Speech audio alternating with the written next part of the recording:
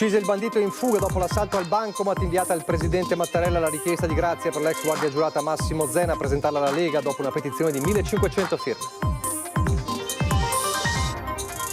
Due complici minorenni aveva messo a segno una rapina nel cuore di Treviso, aggredendo il titolare del negozio, spinto a terra, 28enne nomade, condannata a 5 anni. Albero crolla su un'auto in corsa nel Vedo della Battaglia, la 31enne al volante viva, per miracolo l'intervento dei vigili del fuoco.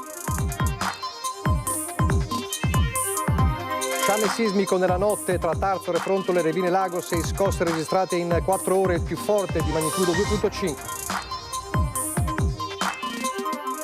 Escalation guerra a Padova, il ministro della difesa Crosetto rassicura nessuna richiesta al momento per l'utilizzo delle basi americane, l'Italia non si preoccupi. Rana di Cancia a Borca di Cadore, in un video le immagini impressionanti del momento esatto in cui l'onda di rocce e fango ha raggiunto l'abitato. Far crescere il turismo attraverso la promozione di uno dei gioielli architettonici della Marca e del Veneto, e questo formando i cittadini affinché siano preparati alle domande dei turisti. A Villa Barbaro di Maser una serata speciale.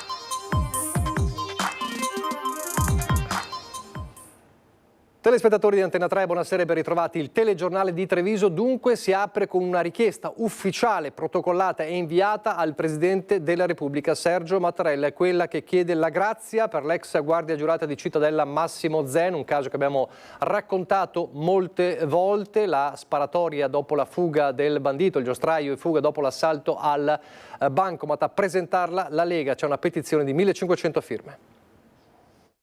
Una lettera con la richiesta di grazia per Massimo Zen, la guardia giurata di Cittadella, che nel 2017 sparò ed uccise Manuel Maior, il giostraio in fuga dopo un assalto ad un bancomat a Vedelago.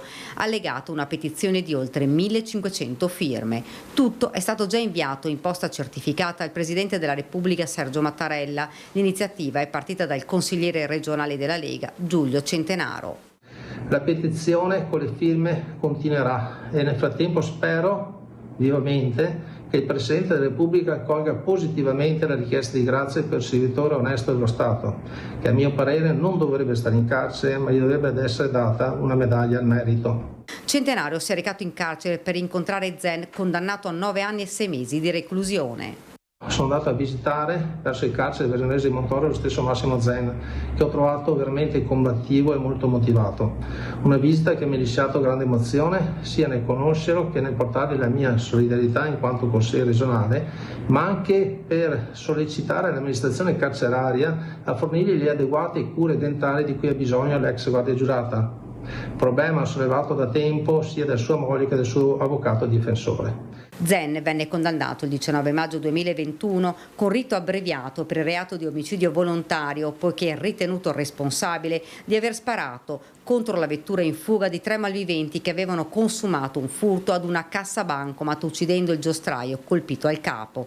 La Cassazione aveva confermato la pena nonostante la Procura Generale avesse chiesto di annullare la condanna con rinvio in appello. Si tratta di un'iniziativa che accolgo positivamente, spiega il legale di Zen, l'avvocato Alberto Berardi. Ritengo che l'espiazione che ha già subito, la vicenda sottostante e soprattutto le gravi condizioni di salute che affliggono Massimo Zen in sede carceraria, sede che gli impedisce di fatto di poter usufruire delle cure doverose, siano tutti elementi degni di considerazione per favorire, se del caso, una prosecuzione dell'esecuzione in sede esterna, cosa che gli consentirebbe quantomeno di potersi curare rispetto alle patologie che lo affliggono. Lunedì l'avvocato andrà a trovare Massimo Zen in carcere. Io avevo reiterato molte istanze, almeno 5, all'autorità di sorveglianza per favorire una sospensione dell'esecuzione della pena o una forma di esecuzione esterna che consentisse a Massimo Zen di curarsi, e sono in attesa delle decisioni dell'autorità giudiziaria sul punto. E poi la cronaca giudiziaria ci parla di una 28enne nomade condannata a 5 anni con 2 complici minorenni, aveva messo a segno una rapina nel cuore di Treviso. Era entrata nel negozio Petrin in vicolo Rialto, nel cuore di Treviso, assieme a 2 minorenni. Avevano finto di essere dei clienti e di voler acquistare della merce, ma poi era scattato il piano. Mentre 2 avevano distratto la titolare chiedendo di vedere alcuni vestiti, il terzo complice ne aveva approfittato per spostarsi dal gruppo e rubarle il portafoglio. Ma la donna se n'era accorta ed aveva tentato di fermarli. Di tutta risposta, i 3, per guadagnarsi la fuga, avevano spintonato e strattonato la titolare. Dopo le indagini serrate della polizia erano stati identificati. Ora è arrivata la sentenza per la 28enne. La donna, nomade, residente a Montebelluna, pluripregiudicata, è stata condannata in primo grado a 5 anni di reclusione. I giudici le hanno riconosciuto le attenuanti generiche prevalenti rispetto alle contestate aggravanti. L'accusa per lei era quella di rapina aggravata. Il colpo era avvenuto il 7 settembre scorso, in pieno giorno, intorno alle 10 del mattino, in una delle zone maggiormente frequentate dai cittadini. La 28enne era riuscita a fuggire assieme ai 2 minorenni con 150 euro che aveva trovato nel portafoglio. Sotto shock la titolare, che aveva immediatamente allertato le forze dell'ordine. Grazie alle testimonianze e alle telecamere di videosorveglianza della zona, i 3 erano stati identificati. La rapina aveva sconvolto i commercianti, esasperati dagli episodi di cronaca avvenuti nella zona, sassate alle vetrine, furti di bici e baby gang. Oggi la sentenza è una risposta importante, ci dicono, a chi viene qui solo per delinquere. Ora poco dopo le 14.30 in via Alessia, Nervesa della Battaglia, dove un albero è caduto su un'auto in corsa, lo vedete nelle immagini dei vigili del fuoco, guidata da una 31enne, rimasta fortunatamente e aggiungiamo noi miracolosamente illesa. L'intervento della squadra proveniente dal distaccamento dei vigili del fuoco di Montebelluna ha consentito di liberare l'autovettura dal grosso arbusto che ne aveva compromesso la corsa. Sul posto presenti anche i carabinieri. Tanta paura, ma come dicevamo nessuna conseguenza per la 31enne al volante dell'auto. Ed ora la importante operazione della Guardia di Finanza di Treviso, che ha sequestrato 13 tonnellate di gas refrigerante, proveniva dalla Cina ed era diretta nel Salernitano illegalmente. Si tratta del più grande sequestro in Italia di questo materiale altamente inquinante e fuori legge dal 1° gennaio di quest'anno. Parliamo di 13 tonnellate di gas refrigerante che sono state intercettate da una pattuglia impegnata in un controllo nei pressi dell'area autostradale di Roncade in direzione Milano. Si tratta del sequestro più rilevante a livello nazionale, tenendo conto dei fermi su strada. Il gas refrigerante non rigenerato, stoccato in 1360 bombole, veniva importato a 5 euro e rivenduto ad 80 euro al chilo e avrebbe fruttato oltre 1 milione di euro. La sua destinazione è quella di essere venduto sotto banco ad impiantisti di prodotti di condizionamento e refrigerazione, nonostante la sua illegalità. Il gas refrigerante che abbiamo sottoposto al sequestro dal 1° gennaio 2025 non può più circolare nel territorio comunitario in forma pura, questo per un espresso divieto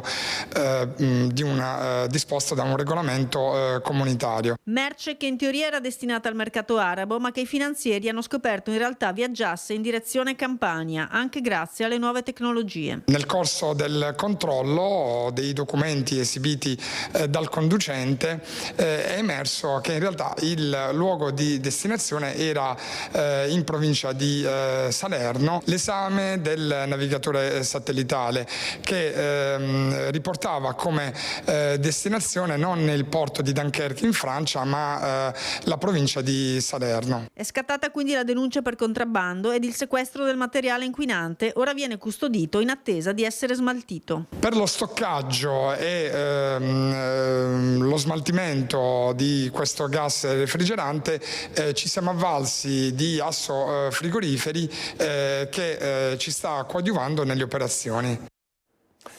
La terra torna a tremare nella zona della Pedemontana vittoriese. 6 i movimenti che i sismografi del Centro di Ricerche Sismologiche dell'OGS hanno percepito tra le 2 e le 5 di stanotte, epicentri tra Revine Lago, Tarzo e Refrontolo. Il movimento più forte, quello di magnitudo 2.5, con epicentro 3 km a nord di Refrontolo. Anche nei giorni scorsi si sono verificati lievi scosse nella pedemontana vittoriese, nessuna delle quali di norma è stato percepito dalla popolazione. Quella di 2.5 è stata percepita, anche se di notte non si sono registrati danni a persone o cose, ma chiaramente questa attività sismica non lascia indifferenti, soprattutto per il numero elevato di scosse degli ultimi giorni nella zona, quindi è una situazione sotto costante monitoraggio. Come sotto costante monitoraggio è il tema della violenza sulle donne. Presentata oggi Casa Rotary Luce proprio per le donne vittime di violenza, è la terza struttura inaugurata dal 2023, ci sono ancora dati importanti, c'è un appello per quanto riguarda le case per le donne vittime di violenza, ma anche si torna ovviamente a parlare del caso, l'abbiamo raccontato ieri, della canzone scritta dal giovane detenuto femminicida e che è finita sui social e che tante polemiche ha creato. Abbiamo incontrato questi ragazzi, perché non c'è solo questo ragazzo. Ovviamente noi non conosciamo, non sappiamo chi ha fatto cosa. Ci siamo resi conto di come la violenza assistita faccia dei danni spaventosi. A me che un ragazzo scriva una canzone, un rap, dove racconta, dove mette tutto il suo disagio, il suo dolore, lo trovo un modo eccezionale per rappresentare quello che è. Lì dentro, come presidente del centro antiviolenza, io potevo solo ascoltare e accogliere il ragazzo che raccontava la sua esperienza senza giudizio. Stella Di Bartolo, presidente del centro antiviolenza Telefono Rosa, racconta di quella canzone ascoltata durante la visita nel carcere minorile di Treviso lo scorso 25 novembre e dell'incontro con l'autore, un giovane rap. Il brano è quello al centro delle polemiche perché, prodotto in cella e finito sui social, a scriverlo il killer di Michelle Causo, la 17enne romana che nel giugno 2023 venne prima uccisa, poi abbandonata su un carrello della spesa tra i rifiuti. Video e testi che, ha chiarito il Dipartimento della Giustizia, non sono stati postati direttamente dal giovane detenuto, ma la famiglia della vittima, indignata per la vicenda, ha deciso comunque di presentare esposto. È legittima la sua... è legittima, non ho nulla da dire su questo, credo che sia anche umana, però quella è la sua espressione, ogni considerazione la lasciamo ad altri. Capire il passato, spesso fatto di violenze, di chi commette reati contro le donne è uno dei primi passi per combattere il fenomeno che dai dati del centro antiviolenza Telefono Rosa è in continua drammatica ascesa. Il 2024 si era chiuso con 370 contatti, 255 prese in carico, 150 nuovi ingressi e il bilancio 2025 dai segnali di questi primi mesi sarà destinato ad aumentare. 2025 diciamo che è partito col botto, già alla fine del mese di dicembre abbiamo cominciato a mettere più o meno una volta una donna alla settimana in protezione. Ad accogliere le donne che decidono di uscire dall'incubo della violenza per rifarsi una nuova vita arriva ora Casa Rotary Luce, ricavata da un immobile messo a disposizione dalla diocesi di Treviso. Si tratta della terza casa inaugurata negli ultimi 3 anni. Nelle prime 2 sono state accolte 13 donne per una permanenza massima di 6 mesi. È uno spazio dove loro per 6 mesi possono guardarsi un po' attorno, toccarsi per capire che ci sono, che la loro identità c'è. Durante i 6 mesi nelle case rifugio per le donne inizia la ricerca di un lavoro e soprattutto di un'abitazione che rappresenta il problema principale che si trovano ad affrontare le vittime di violenza. Dal centro di Telefono Rosa un appello ai proprietari di immobili. Immettere nel mercato delle possibilità di prendere in affitto delle case con canoni di locazione adeguati che rendano possibile alle donne che magari hanno anche dei figli di poter vivere dignitosamente. Adesso la politica cittadina, torniamo a parlare del cosiddetto caso Vettoretti, anche se lo vedremo, il sindaco dice non c'è nessun caso, almeno per il momento.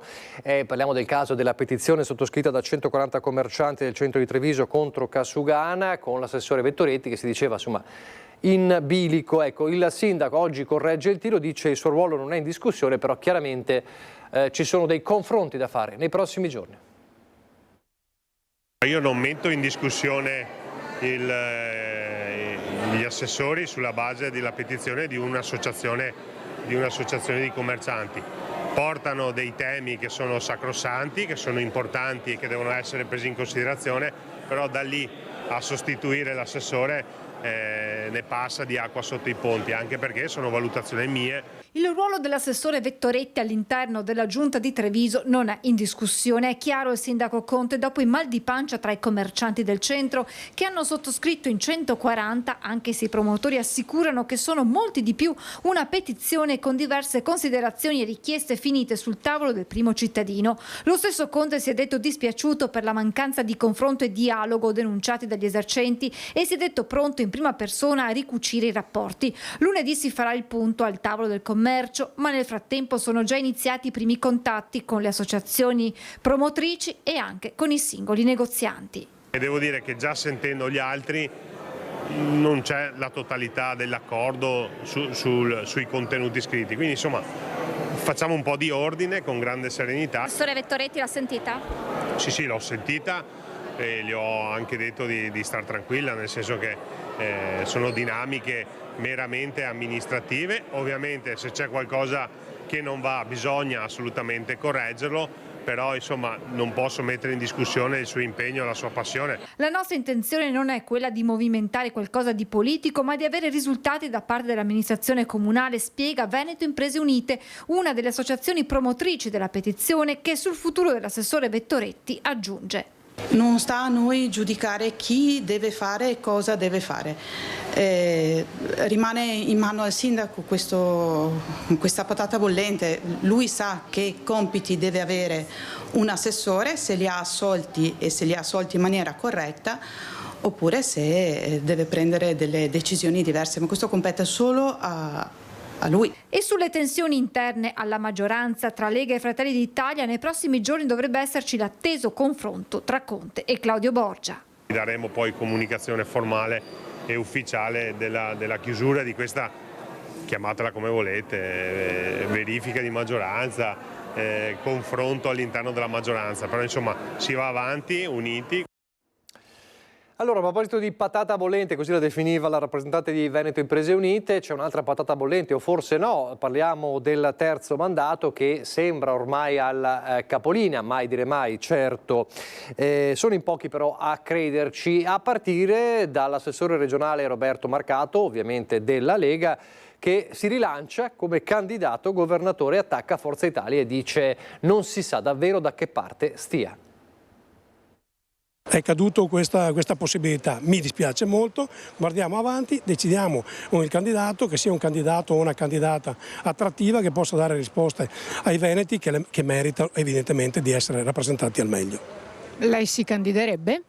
Assolutamente sì. Anche perché visti i nomi che girano non capisco per quale motivo uno con il mio curriculum e con la dedizione che ho sempre dimostrato in questi anni non potrebbe candidarsi, assolutamente sì. Punto primo, Bulldog Marcato, il tema del terzo mandato lo dà già per chiuso e impacchettato ed è difficile dargli torto. Punto secondo, l'assessore regionale si rilancia come candidato a Palazzo Balbi. Se Zaia non sarà, perché non proprio un campione di preferenze come lui? I suoi colleghi come la prenderebbero? Malissimo, perché io ogni volta che c'è questa possibilità so che c'è gente che non dorme di notte. Io invece dormo tranquillamente, quando sono a posto con la mia coscienza sono assolutamente sereno, anzi serenissimo. Chi dormirebbe male non è difficile individuarlo. C'è un segretario veneto, Alberto Stefani, con il quale i rapporti da tempo non sono idilliaci e che è in rampa di lancio come candidato non dovesse essere Zaia, sempre che Fratelli d'Italia non ci metta lo zampino. I nodi verranno al pettine ormai a giorni. Il ministro Guido Crosetto, fedelissimo di Meloni, è al tavolo del Consiglio dei Ministri in queste ore, ma mette davanti i problemi più impellenti. Vede la voce venti di guerra. Mi occupo di difesa, mi basta quello e avanza. Mentre Zaia ostenta tranquillità. Non ho assolutamente patturnie o non perdo il sonno, quello che accadrà a Roma si vedrà, vedremo cosa accadrà e di conseguenza mi comporterò. Il nodo è quello di Forza Italia, con il Tajani scatenato che ha rigettato qualsiasi ipotesi di scambio tra la Regione e il Comune di Verona, dove il centrodestra convergerebbe su Tosi, e ha messo di traverso nella discussione lo ius scholae, facendo saltare il banco di ogni accordo sul terzo mandato, vista l'opposizione della Lega. Anche se Zaia in qualche modo apre. Loro hanno delle progettualità, che è quella di dare la cittadinanza ai ragazzi che vanno a scuola, che fanno la scuola dell'obbligo per 10 anni e quindi arriverebbero a 16 anni ad avere la cittadinanza, il che vuol dire che fino a 16 anni tu non ce l'hai la cittadinanza. E dall'altro è anche vero che in questo paese con l'attuale legge a 18 anni hai la cittadinanza, quindi alla fine avremo un vantaggio di 2 anni. Marcato sugli azzurri è invece lapidario come sempre. Io credo che siano un po' come un partito in cerca di autore, forse devono capire anche da quale parte collocarsi, se a destra, se a sinistra, se al centro, non lo so. Insomma, l'importante è che poi quando si fa un programma si mantenga la parola sul programma concordato. Dunque si rigioca un'altra partita e Marcato torna a dire: mancando il fuoriclasse c'è bisogno di nomi per la vittoria, e le frecciate come sempre non mancano. Se togliamo via Zaia e magari dopo anche candidiamo Gaina, certo che diventa una partita un po' strana, insomma. Lo avete visto il ministro Crosetto che diceva, insomma, ho cose più importanti, insomma, ho cose diverse a cui pensare. Tra le cose diverse, ovviamente, essendo ministro della difesa, c'è una situazione internazionale molto difficile, ma oggi a Padova, in un importante convegno al Bo, ha rassicurato. L'Italia non deve preoccuparsi, io sì, perché ho la responsabilità della difesa dell'Italia. L'Italia non è il caso che si preoccupi, per adesso le guerre sono ancora lontane, anche se il mondo è un mondo più difficile di quello che c'era 4-5 anni fa. Rassicura l'Italia da Padova il ministro della difesa Guido Crosetto. Nonostante i venti di guerra che soffiano dal Medio Oriente, per il nostro paese non ci sono rischi, e anche per il territorio triveneto, dove sono presenti 2 basi americane a Vicenza e ad Aviano. Il ministro ha puntualizzato che non ci sono state richieste da parte dell'amministrazione americana. Non si deve preoccupare. C'è una convenzione che disciplina l'utilizzo delle basi, qualora debbano essere utilizzate per motivi diversi da quelli normali deve essere chiesto l'assenso al governo, e nessun assenso, come ho detto stamattina, è stato mai chiesto. Il ministro ne ha parlato a Padova, invitato ad un convegno su pace e difesa nazionale, dove, con un lungo intervento, ha sottolineato come il mondo sia cambiato e le dinamiche che lo regolano sono diverse. La NATO non ha più ragione di esistere, perché una volta il centro del mondo era l'Oceano Atlantico, adesso il centro del mondo è il mondo. Il mondo una volta erano gli Stati Uniti e l'Europa, adesso gli Stati Uniti continuano a essere rilevanti nel mondo, l'Europa meno, ma c'è tutto il resto del mondo, non solo il sud del mondo, i grandi attori con cui va costruito un rapporto. L'urgenza è quella di dialogare con il mondo per far rispettare il diritto internazionale. La via è quindi quella di far crescere gli organismi multilaterali, superando ad esempio l'ONU, che ora, ha sottolineato Crosetto, conta meno dei singoli stati. Io penso che l'unica opportunità che ha il mondo di avere pace nei prossimi decenni è di avere organismi multilaterali forti, credibili, in grado di intervenire quando una nazione calpesta il diritto internazionale o il diritto umanitario. Adesso non li abbiamo, quindi sta a noi cercare di costruirli, ma noi siamo tra i paesi che vogliamo, e da 2 anni, da quando siamo al governo, parliamo di una nuova importanza degli organismi multilaterali. E di pace ha parlato oggi anche il vescovo di Treviso, Monsignor Michele Tomasi, che in questi giorni ha anche incontrato il nuovo Papa, Leone XIV. La mia lettura, umana non mi lascia molto felice, sono abbastanza sconfortato.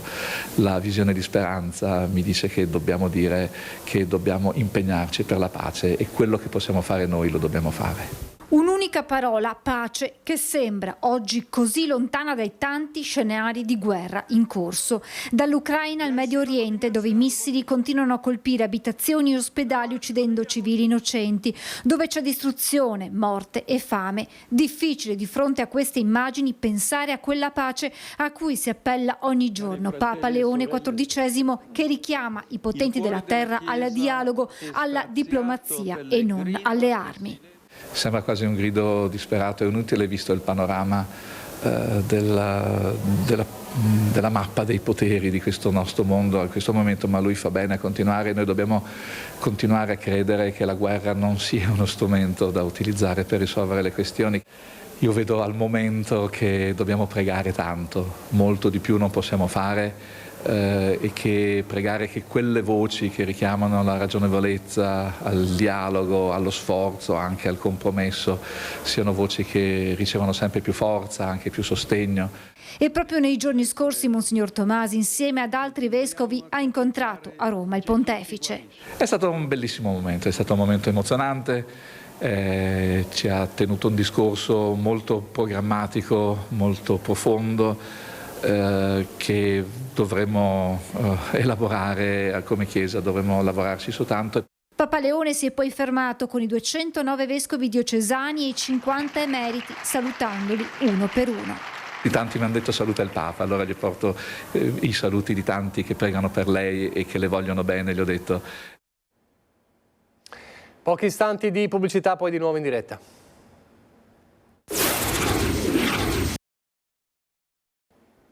Di nuovo in diretta il telegiornale di Treviso per tornare a parlare di sanità. Ieri i dati e l'allarme dello SPI-CGIL sui pensionati trevigiani e le criticità su liste d'attesa e carenza di medici di base, la fuga nel privato. Oggi la risposta della ULSS 2 per bocca del direttore generale Francesco Benazzi.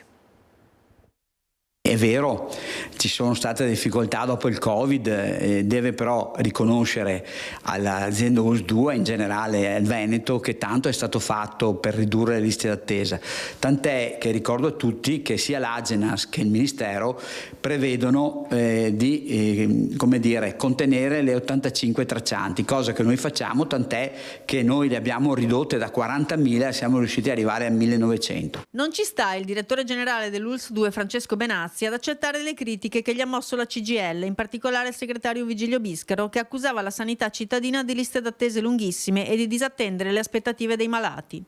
Ci tiene in particolare a citare uno studio del MEF, di Gimbe e di altre associazioni che spiegano per quali servizi in realtà i cittadini paghino di tasca propria. Questi soldi che i cittadini tirano fuori di tasca proprio riguardano il 50% le cure odontoiatriche, quindi non sono LEA, il 35% i prodotti farmaceutici, di solito omeopatici o comunque integratori, molto utilizzati, il 9% i dispositivi medici non previsti ovviamente dal tariffario, l'1% la chirurgia estetica che si usa e il 5%, solo il 5%, sono le visite specialistiche. Ecco, noi dobbiamo, lo dico, lavorare su quel 5% per recuperare anche quei cittadini che ovviamente oggi, per avere subito la prestazione, in quelle prestazioni che non sono ovviamente traccianti, perché lo dico, non sono traccianti, anche a questi dobbiamo dare risposte. Ed infine una risposta anche alle accuse sul medico di famiglia che secondo la CGIL concederebbe appuntamenti troppo lentamente. Per quanto riguarda i medici di famiglia, ecco, anche qui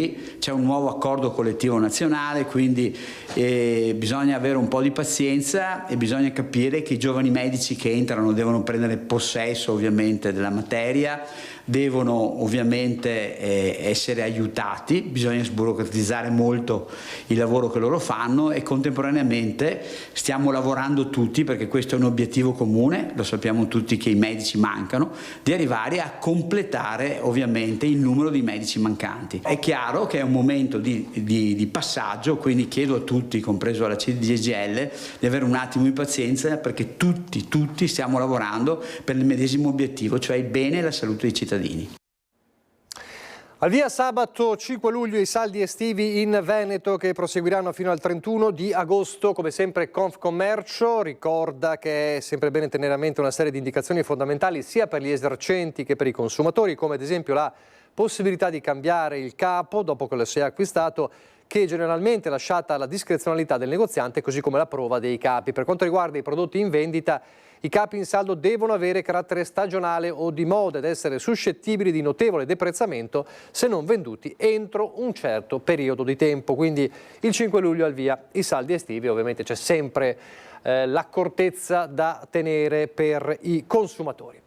Il turismo adesso, per parlare di una serata speciale di ieri a Villa Barbaro di Masera, la scoperta di un gioiello architettonico della Marca e del Veneto, e anche perché la promozione per il turismo la possono fare pure i cittadini.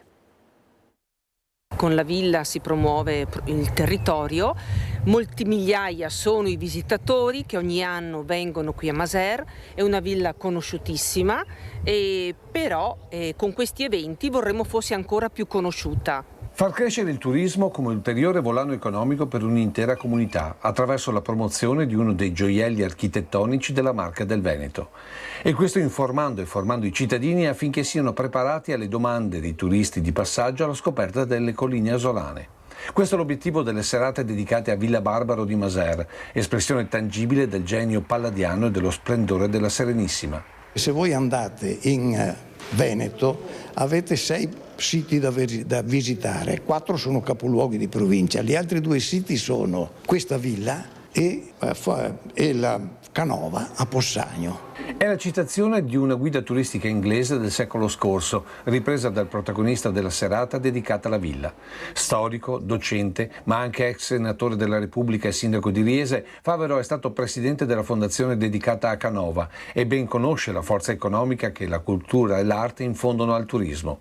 La stessa che la civiltà delle ville portò in queste terre di povertà assoluta. Il Veneto è nato attorno alle ville. La villa soprattutto nasce come attività agricola e talvolta anche qualcosa di più di attività agricola, perché attorno alla villa nascevano anche gli artigiani, eccetera. Le ville normalmente nascevano dove c'erano corsi d'acqua. Il decentramento delle attività economiche del Veneto nasce anche dalle ville. A raccontare la villa ai turisti è quindi un po' un modo per descrivere quel Veneto laborioso che ieri come oggi sa anche vivere la vita. Come negli affreschi di Paolo Veronese, che secondo il professor Favaro in questi volti e in queste espressioni raccontano anche la storia d'amore tra il pittore e Giustiniana Giustinian, moglie del proprietario Marcantonio Barbaro. Amore clandestino e amore carnale, come per la stanza di Bacco. Che una scritta non nascondere il fuoco che hai dentro di te, no? E c'è lo scatenamento della gioia amorosa che è collegata anche col vino ed è tutto sommato la traduzione di quanto si legge nel Cantico dei Cantici della Bibbia, in cui c'è lei che invita lui all'interno della stanza dell'amore, della stanza del vino, anzi lei dice, e per stanza del vino si intende la stanza dove si fa l'amore. Arte come promozione del turismo e Canova, si è parlato anche di questo, si è accennato nel servizio di Lucio Zanato e allora vediamo, c'è una nuova mostra alla Gipsoteca Canoviana di Possagno.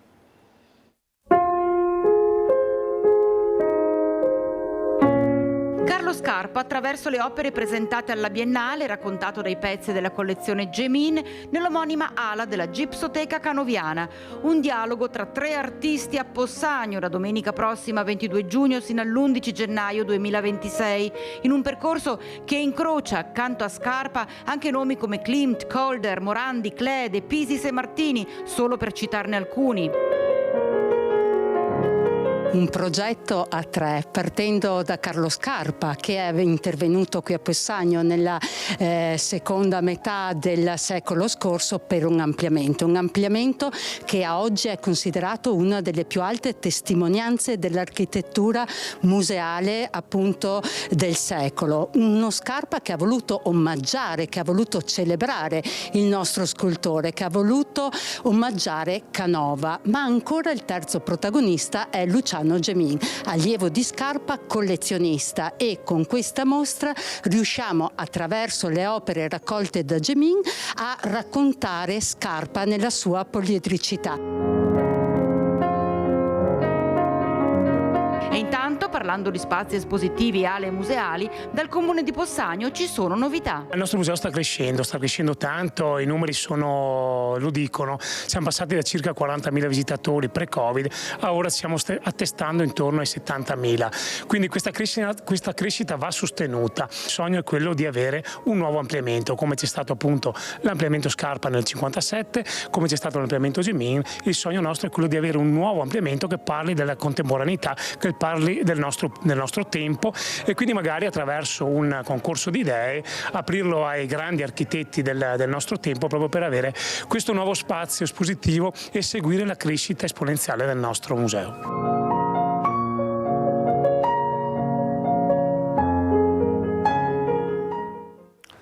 Tempo d'estate, tempo di notti bianche un po' in tutto il territorio della Marca e non solo, come ad esempio a Roncade.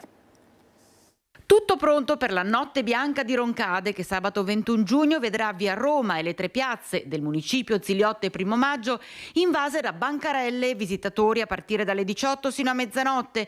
Un'occasione per far vivere il centro del paese e dare una sferzata ai commercianti locali. È un'occasione per rilanciare il commercio, infatti quella sera lì ci saranno tutti i negozi aperti, i bar saranno in piazza, ci saranno spettacoli di danza, ci saranno molte attrazioni e pertanto vi aspettiamo a Roncade sabato sera. Tutte le attività commerciali saranno aperte, saranno in piazza, assieme anche a tutti i bar e i ristoranti del territorio. Ad accogliere i visitatori la storica villa prepalladiana conosciuta da tutti come il Castello. È un fantastico biglietto da visita per chi arriva in centro a Roncade. Ma la Notte Bianca non è l'unica iniziativa di quest'estate 2025 a Roncade. Ci saranno tanti altri eventi sia a Roncade che nelle frazioni, quindi vi invito a seguirci nei nostri canali istituzionali e nei nostri canali social per scoprire tutte le attività che si svolgeranno durante l'estate. Importante sapere che tempo farà allora domani sera, ma non solo, lo facciamo come ogni venerdì con il generale Giancarlo Iannicelli.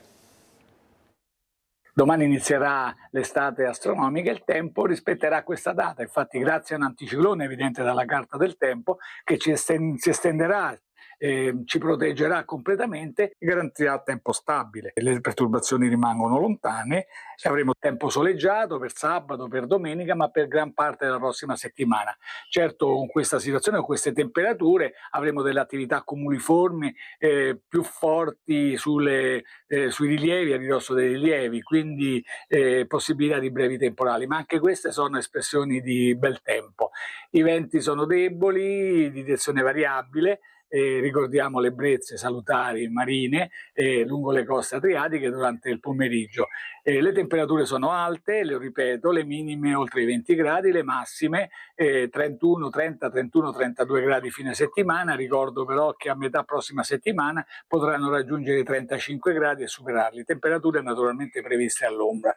L'Alto Adriatico tende un poco mosso, ancora nelle prossime ore potrà essere un po' più mosso, ma poi si calmerà. È tutto. E noi andiamo nel Bellunese.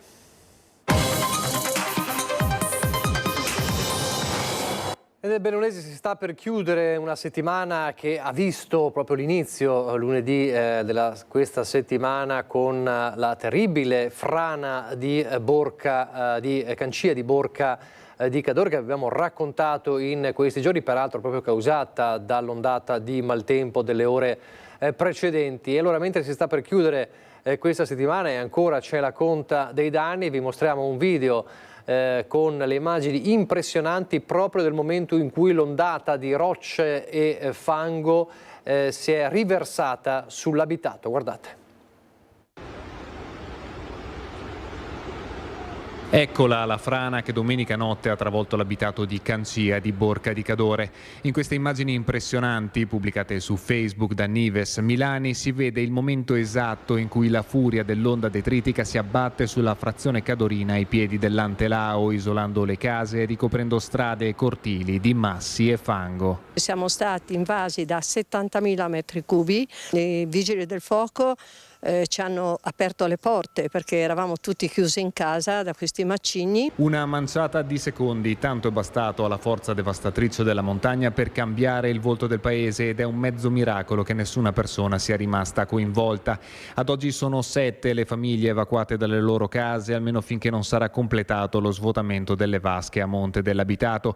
Intanto si continua a ragionare ad una soluzione definitiva nella certezza che quell'imbuto detritico da secoli responsabile di frane e colate talvolta mortali non cesserà di incombere sull'abitato di Cancia. Una serie di azioni da attuare subito a brevissimo termine, come lo svuotamento delle vasche di accumulo, della cosiddetta piazza di deposito, della manutenzione della briglia, cioè il ripristino della briglia.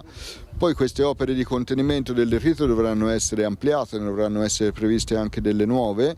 deve essere ripristinato il sistema di allertamento e reso completamente automatico, ma questo bisogna stare attenti, perché un sistema di allerta con tempi di preavviso così brevi può anche causare l'effetto opposto, cioè causare panico fra la popolazione e effetti irrazionali di reazione.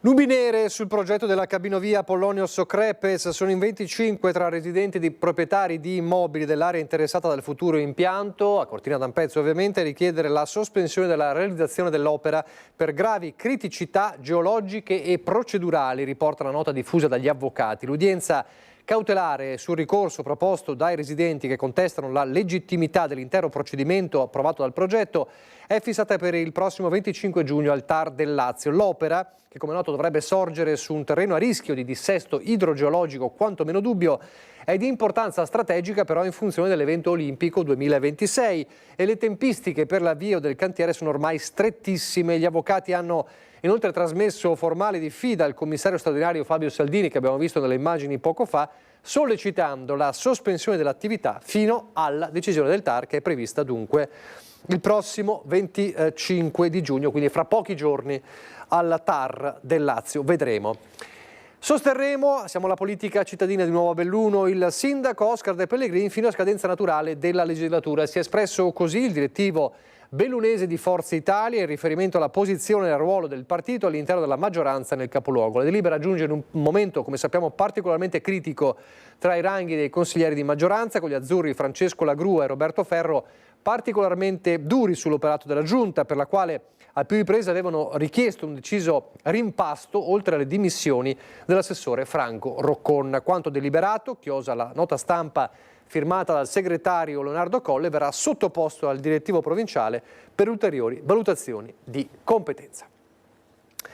Rinnovare gli strumenti delle pubbliche amministrazioni, soprattutto a livello digitale, ma anche per attrarre più personale. Vediamo. Governare l'innovazione nelle aree montane, un fil rouge tra amministrazioni ed enti territoriali che attraverso lo studio e l'analisi di pratiche virtuose e opportunità tecnologiche punta a favorire la crescita e l'attrattività delle terre alte. Se ne discuterà nella cornice di Palazzo Crepadona a Belluno mercoledì 25 giugno alle 14:45 con il convegno promosso da Galla Prealpi Dolomiti e UNCEM, perché lo sviluppo di un territorio passa anche attraverso la coltivazione di una cultura dell'innovazione e di progetti all'avanguardia. È un momento di confronto per far sì che gli amministratori facciano una modalità di ragionamento comune per poter affrontare i problemi di questo territorio. Sarà una giornata ricchissima di stimoli, perché anche l'amministrazione pubblica deve innovarsi anche ai nostri livelli, in un momento in cui a livello regionale abbiamo la modifica dell'Unione Montane, a livello nazionale abbiamo in discussione la legge sulla montagna, quindi la base non può rimanere ferma. Diverse le aree operative al centro del dibattito, su tutte le opportunità offerte dall'innovazione digitale. Dobbiamo anche a livello di pubblica amministrazione seguire questi piloni che ci ispira anche l'Europa, quindi fornire ai cittadini dei servizi più veloci, più inclusivi, più accessibili, e non solo ai cittadini ma anche alle imprese e a tutto il territorio. Nel convegno parleremo anche di questo, perché ci sono degli esempi anche molto concreti e molto locali di formule di innovazione che si stanno concretizzando. Fulcro del convegno sarà la presentazione di un dossier operativo, un documento che incorpora soluzioni pratiche e metodologie per tradurre in concreto gli obiettivi di consolidamento e rinnovamento dell'attrattività montana. Forse il tema non è tanto quello di riuscire a essere attrattivi in quanto tale, quanto di riuscire a concretizzare questa attrattività in una effettiva capacità di residenzialità, di servizi alle persone, di abitazioni, di zone industriali adeguate, di infrastrutture dove servono e per quello che servono. È tutto per questa edizione, grazie per averci seguito, arrivederci.